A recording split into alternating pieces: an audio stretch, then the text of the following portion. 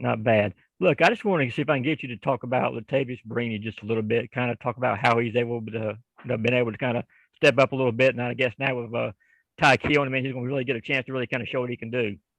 Really, that's the vulture right there. He one of my best friends on the team. He a great player. He go out there and put work in every day. I got full confidence in him.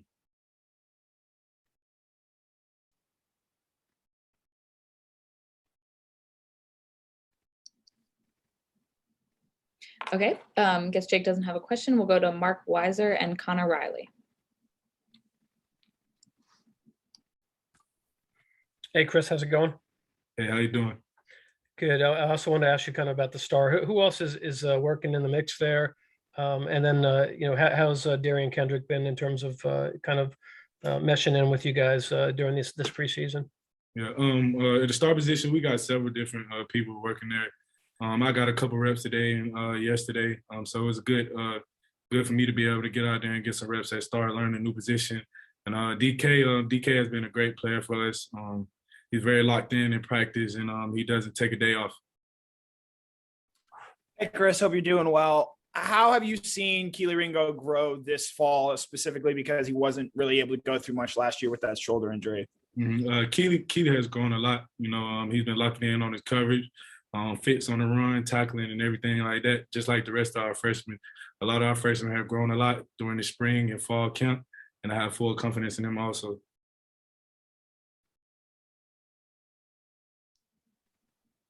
Okay, we'll go to Matthew Welsh and then Palmer Tomes.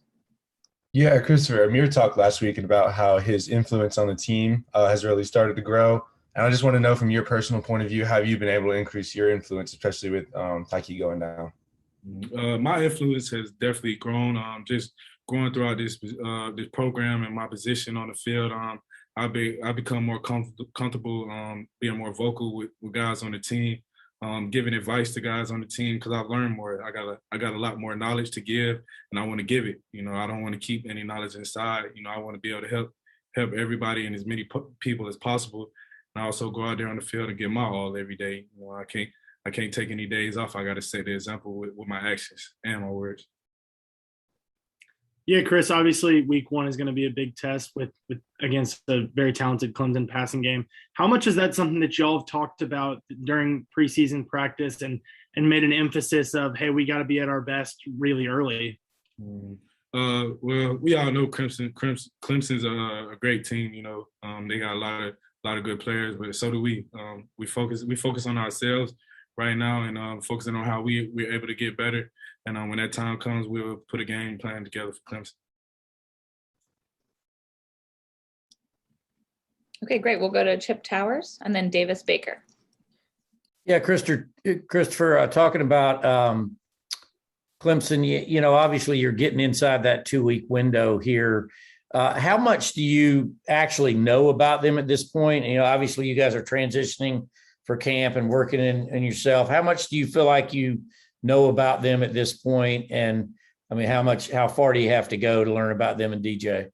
Yeah, I know a good amount about them. I watch a lot of football, I've seen Clemson play plenty of times, and I know they have plenty great players. They got a great coaching staff, and they match up with us all across the board. I'm getting very familiar with them, and as we get closer and closer to that game, I'll be more and more familiar than I already am. Hey, Chris, I asked Justin Schaefer this the other day, but just, since you're a veteran now, was there anything different about your mindset coming into this camp? And just how did you feel that you performed on the field? Yes, sir. My mindset was totally different. I was way more locked in previous years, especially my freshman and sophomore year.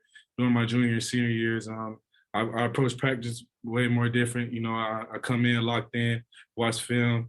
Like I said, I give advice to everybody on the field as much as possible, trying to gain knowledge from the coaches, other players. I ask a lot of questions, locking in on special teams, just all facets of the game. I want to improve and be able to be the best for my team. Yes, sir. That's it.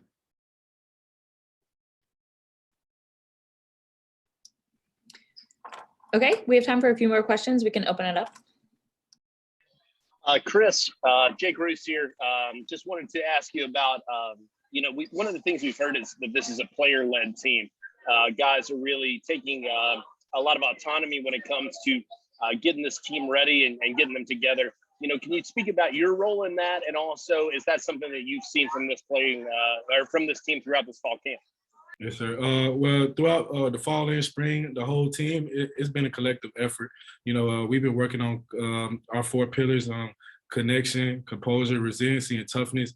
And I feel like we did a good job over the past couple of months being able to build that, and it's changed the culture around here. A lot of players are buying into this being a player-led team. And the team don't move without the players. So we know that we have to move the team and we have to set the standard to be able to go where we want to go.